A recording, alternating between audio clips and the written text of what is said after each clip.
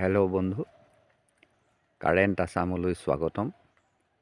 আজি আমি লাগি আছোঁ বা আমি চাই আছোঁ সাঁচি গছৰ বিষয়ে। এই সাঁচি গছত প্ৰথম চিন্তা আহিলে আমি কেনেকৈ সাঁচি গছ এডৰা বনাই লওঁ। তাৰ পাছতে চিন্তা আহিলে কেনেকৈ আমি সাঁচি গছডাল ডাঙৰ কৰি তালৈ পোক আনোঁ। তাৰ পৰা আমাৰ চিন্তা হ'ল সাঁচিডৰা ৰুলোঁ, ভাল কথা হ'ল, বৰ ধুনীয়া হৈছে। কিন্তু ইয়াত পোক কেনেকৈ সঞ্চাৰ কৰিম। পোকো আহিলে তাৰ পাছত আমি চিন্তা কৰিব লাগিব যে কেনেকৈ আমি গছডাল বহুত দামত বিক্ৰী কৰোঁ। কাৰণ আচল উদ্দেশ্যটো আছিলে আমাৰ টকা। গতিকে এতিয়া আমি লাখ টকা কেনেকৈ গোটাওঁ, এনেকুৱা আমাৰ এটা এটাকৈ সমস্যা আহি থাকে আৰু সমাধানো আহি থাকে। কিন্তু বন্ধু, আমি অলপমান খুব চিন্তা কৰিব লাগিব, মানে কি ধৈৰ্য ধৰিব লাগিব। এইখিনিতে মই এটা কথা ক'ম, সেই কথাটোলৈকে আমাক কৌশল লাগিব। কৌশলটো এনেকুৱা ধৰণৰ হ'ব লাগিব, শুক মুখে বেদ ভূমিত পৰিলা। শুক মুখে বেদ কেনেকৈ ভূমিলৈ আহিলে? শুক হ'ল এটা ধাতু। সেই শুকৰ মুখে ভাগত কেনেকৈ পৃথিৱীলৈ আহিলে আমি চাওঁচোন। আমাৰ এই সাঁচি গছৰ লগত কিবা সাদৃশ্য আছে নেকি? সেইটো হ'ল, এবাৰ পাৰ্বতীয়ে ক'লে যে প্ৰভু, যে মোক আপুনি ভাগৱত শুনকচোন, ভাগৱতৰ তত্ত্ব কওক।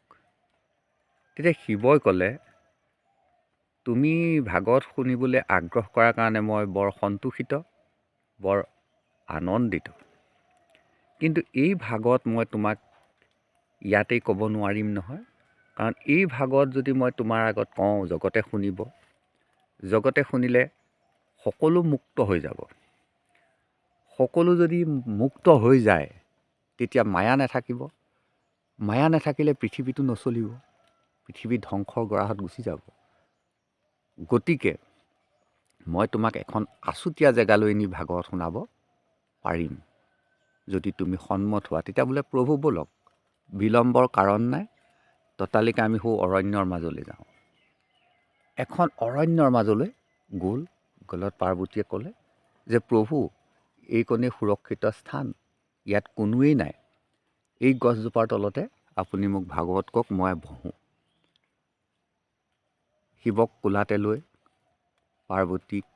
শিৱই পাৰ্বতীক কোলাতে লৈ ভাগৱত শুনাবৰ কাৰণে ইচ্ছামৃত হ'ল। কিন্তু ক'লে, হে দেৱী ৰ'বা, ইয়াত কিজনী কোনোবা আছে, মই এইখিনি আঁতৰাই ল'ব লাগিব। এইটো বুলি এটা চাপৰি মাৰিলে। সেই চাপৰিটোতে তাত যিমান জীৱ জন্তু আছিলে, সেই চাপৰিটোৰ মাজত চব আঁতৰি গুচি গ'ল। ২ নম্বৰ চাপৰিটো মাৰিলে। সেই ২ নম্বৰ চাপৰিটোত যত জীৱ কীট পতংগম, মানে চব পশু পক্ষী যিমান আছিলে, সমূলঞ্চে আঁতৰি গুচি গ'ল। তাৰপাছত শিৱই ৩ নম্বৰ চাপৰিটো মাৰিলে। একেবাৰে একো নাইকিয়া, নিট এণ্ড ক্লিন হৈ গ'ল। কিন্তু সমস্যাটো আহিল ক'ৰ পৰা, যে যিজোপা গছত আশ্ৰয় লৈছিলে, গছৰ তলত আশ্ৰয় লৈছিলে শিৱ পাৰ্বতীয়ে, সেই গছজোপাত এটা ভাতুৰ বাঁহ আছিলে, গছটোৰ ধুন্দত। আৰু সেই ধুন্দত কি আছিলে, দুটা কণী আছিলে। প্ৰথম চাপৰিটোত কণীৰ পৰা পোৱালি ওলালে, দ্বিতীয় চাপৰিটোত পাখি গজিলে, তৃতীয় চাপৰিটোত ভাটৌ জন্ম হৈ ওলাই গুচি গ'ল। কিন্তু সেই ঘোলা কণীটো প্ৰথম চাপৰিটোত সজীৱ হ'ল, দ্বিতীয় চাপৰিটোত পোৱালি ওলালে, আৰু তৃতীয় চাপৰিটোত সি ডাঙৰ হ'ল। সি উৰি নগ'ল, কাৰণ চতুৰ্থ চাপৰিটো নামাৰিলে। গতিকে শিৱই পাৰ্বতীক ভাগৱতৰ ব্যাখ্যা কৰি গৈ আছে। পাৰ্বতীয়ে শুনি আছে, লগতে সেই শুক পক্ষীটোৱেও ভাগৱত শুনি আছে। আৰু শুনি শুনি থাকোঁতে পাৰ্বতীৰ কি হ'ল, টোপনি গ'ল। শিৱই পাৰ্বতীক কৈয়ে আছে, আৰু শুক পক্ষীটোৱে হয় হয় প্ৰভু, হয়, এনেকৈ শলাগি শলাগি গৈ আছে। কাৰণ সেই মাতষাৰ পাৰ্বতীৰ পৰা শুক পক্ষীটোৱে শিকি ল'লে, কেনেকৈ শলাগিব লাগে। তেনেকৈ শলাগি শলাগি গৈ আছে। কিন্তু শিৱৰ অনুমান হ'ল, যে পাৰ্বতী দেখোন মোৰ কোলাত নাকেৰে শব্দ কৰি ঘেৰে ঘেৰাই আছে, টোপনি গ'ল। কিন্তু হয় প্ৰভু কোনে কৰি আছে? তেওঁ দিব্য চকুৰে দেখিলে যে সৰ্বনাশ, গছৰ ধুন্দত এটা ভাটৌ চৰাই থাকি গ'ল। শিৱই ত্ৰিশূল লৈ সেই ভাটৌটো মাৰিবলৈ উদ্যত হ'ল। ভাটৌটো উৰি গুচি গ'ল। শিৱই খেদি গ'ল। শিৱই খেদি গৈ সেই ভাটৌটোৱে এজন ঋষিৰ গৰ্ভত আশ্ৰয় ল'লে। এতিয়া শিৱই ঋষিৰ গৰ্ভৰ ছেদ কৰিবলৈ লওঁতেই তেখেতে ক'লে যে প্ৰভু, আপুনি মোৰ গৰ্ভ ছেদ নকৰিব, কাৰণ ইয়াত ভাগৱত আছে। শিৱ সেইকেইটা ৰৈ গ'ল। এনেদৰেই শোক মুখে বেদ ভূমিত পৰিল। অকণমান মই চমু কৰিছোঁ।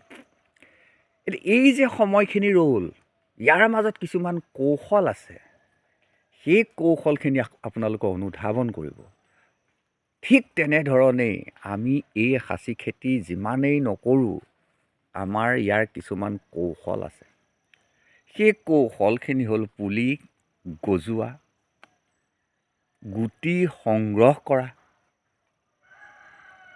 পুলিখিনি পলিথিন কৰা, পলিথিন কৰাৰ পিছত পুলিখিনি ৰোপণ কৰা, ৰোপণ কৰাৰ পিছত সাৰ জাবৰ দি পুলিখিনি ডাঙৰ কৰা, পুলিখিনি ডাঙৰ কৰাৰ পিছত তাত পোক সঞ্চাৰিত কৰা, পোক সঞ্চাৰিত কৰাৰ পিছত আপোনাৰ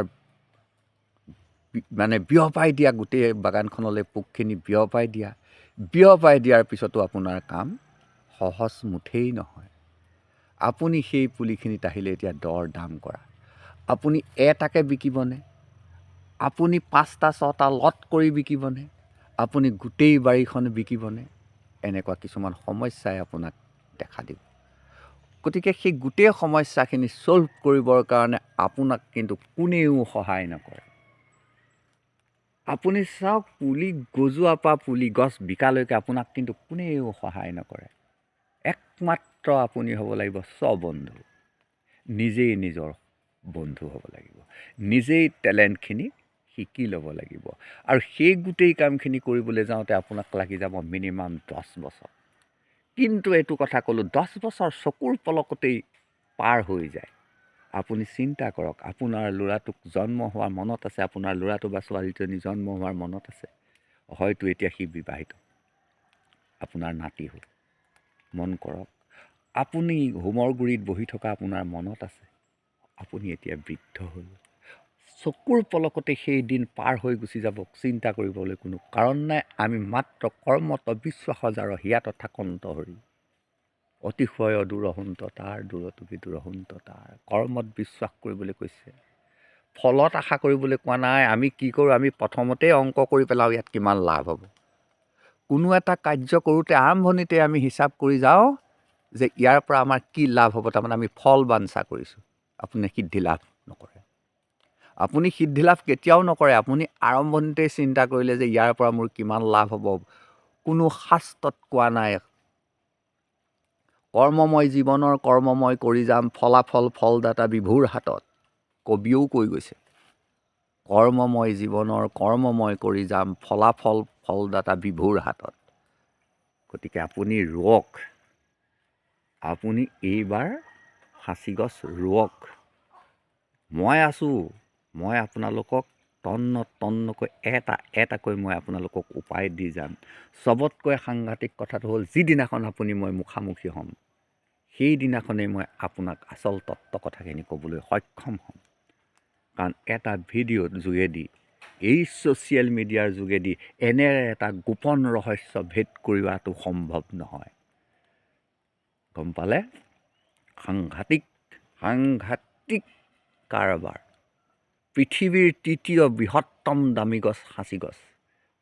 সেই খেতিটোত আছে বহুতো গোপন ৰহস্য। সেইখিনি কথা আপুনি যিদিনাখন জানিব, সেইদিনাখন আপুনি বুজিব যে আপুনি কাৰ লগত খেলা কৰি আছে, কাৰ লগত খেলা কৰি আছে, আপুনি কিমান কোটি টকীয়াৰ মালিক, আপুনি সেইদিনা বুজি উঠিব। বন্ধু, বেছি দীঘলীয়া নকৰোঁ। যিখিনি মোৰ বহা দুটা হৈছে ক্ষমা কৰিব।